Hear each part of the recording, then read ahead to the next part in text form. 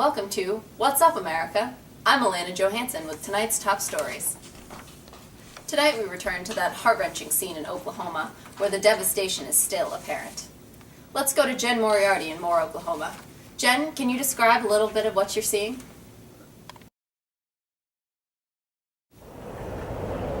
Hi, Elena. Yes, this is really unfathomable. The floodwaters are dangerously high. A little bit of good news, however, they are receding. But tragically, the death toll continues to rise and has now hit 24 lives, 9 of them children. The American Red Cross has been taking donations and providing aid to those whose homes have been ravaged by this record-breaking storm. Elena? Thank you, Jen. We are told the tornado is now being classified as an EF5, the most severe that it can get. The National Guard has also sent troops to the area to assist in cleanup. I'm here with our political policy expert, Sam Archipredi. Sam, what do you think the responsibility of the U.S. government should be during a time of a natural disaster? Well, certainly the number one concern is finding the survivors inside the rubble. I personally don't think enough crews have been sent into Oklahoma to assist these people, and valuable time is being wasted. The second concern is compensating the families who've lost everything through no fault of their own. We really need to help them get back on their feet by sending money, supplies, and that sort of thing. And what about natural disasters that occur outside of U.S. soil, like the tsunami in Japan or that earthquake in Haiti a few years ago? Right. Well, what happens outside the United States soil should be no concern of our own. Unless, of course, it directly affects the safety of the United States citizens. If there is a citizen traveling abroad, inside the country, when a natural disaster does happen, then we will do everything we can to secure the safety of our citizens. Let's get them home safely. We now return to the situation in Turkey, where protests are starting to get violent. We are joined by David Beal in Izmir, Turkey. David? Hello, Elena. I'm here with Jason Korth, a student at Michigan State University, who chose to study abroad in Turkey this year. Jason, tell us a little bit about your experience here during these protests. Yeah, definitely. It's been pretty crazy. There's just constant yelling and screaming, and it feels like it's something out of the movie, you know? It's really been unbelievable. This seems pretty scary. Have you ever had any first-hand experiences with the protesters or the police involved? Actually, the other night I was walking back to my apartment, and I ran into a protest with, it felt like 1,000 cops there. They were trying to control everybody. They were actually using tear gas on them to keep them back. I actually felt the sensation of tear gas the other night, and it felt like my face was just burning right off.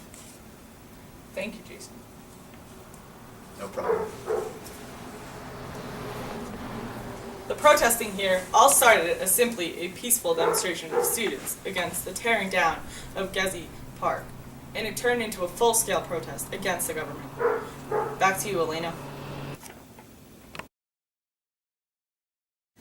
Thank you, David. Also in the Middle East, the Syrian government has agreed to participate in peace talks with the United States and other countries, but because of the situation in Turkey, these talks have been continually pushed back and are now scheduled for sometime in July. Sam, would you care to give us your opinion on the situation abroad? Yes, Elena.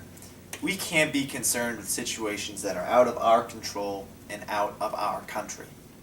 Our primary concern is the United States citizens and their safety. The only other consideration in foreign affairs would be Middle Eastern oil. But even that, the United States is developing alternatives to a reliance on that oil. Could you elaborate on the current energy crisis in the United States? The United States are currently the world leader in energy consumption, consuming about 1/5 of the world's supply of crude oil and 1/6 of the world's supply of total energy. Wow, those are some pretty serious statistics. Absolutely. All of that energy consumption is ruining our atmosphere. Our nation has recently passed 400 parts per million of carbon in the air and is steadily growing. Now, this may not seem like a lot, but over time it may create quite the problem. We'd like to go to a quick video put together by the people at 350.org that will further elaborate on this situation.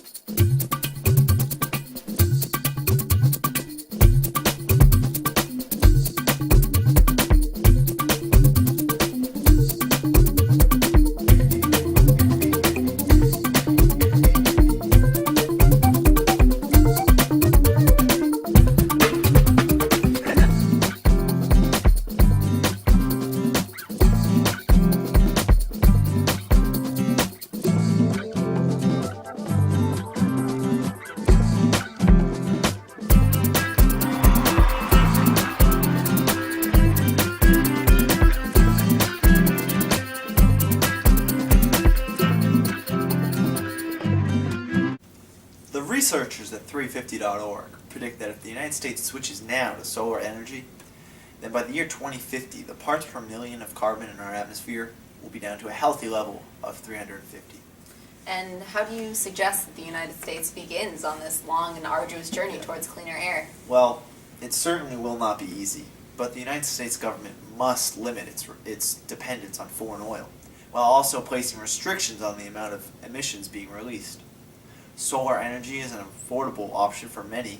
However, the government could encourage increased use of solar energy by providing benefits such as tax reductions for those who participate. Wow. We will be right back with more What's Up, America after this quick break.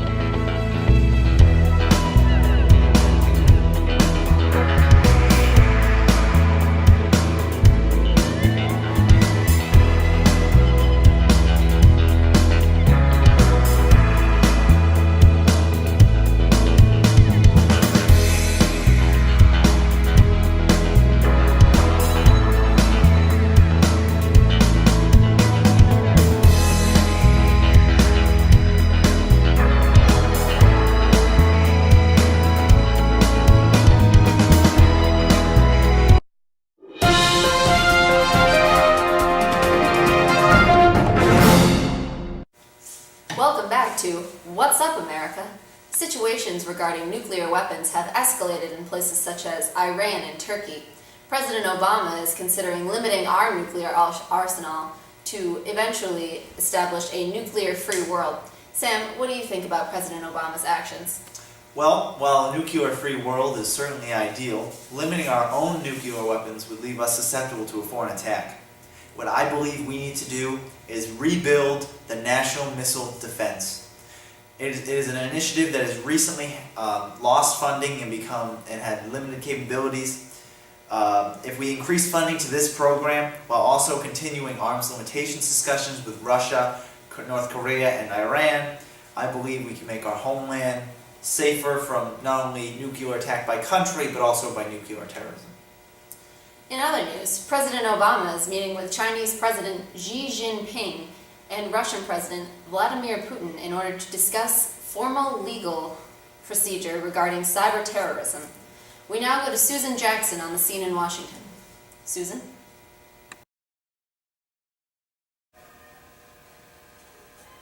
Thanks, Elena. The leaders are not placing any blame on any country, even though the Chinese government claims that over 100,000 attacks are made by American cyber terrorists every month.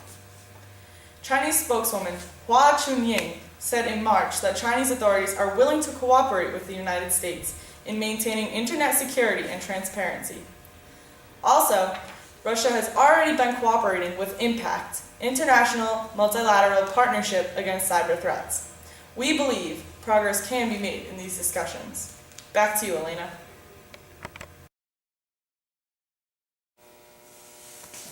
Thank you, Susan. I'd like to discuss U.S. possible reaction to cyber terrorism. Sam? Well, cybercrime should be treated just like any other foreign attack, and protecting national secrets and the private information of our citizens is in the utmost importance. An attack on U.S. cyberspace should be looked at as an equivalent to an attack on U.S. soil.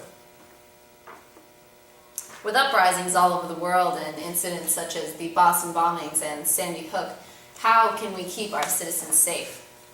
Well, in the area of national security, I personally believe we need to increase immigration laws and increase security at our borders to make it more difficult to get into the country.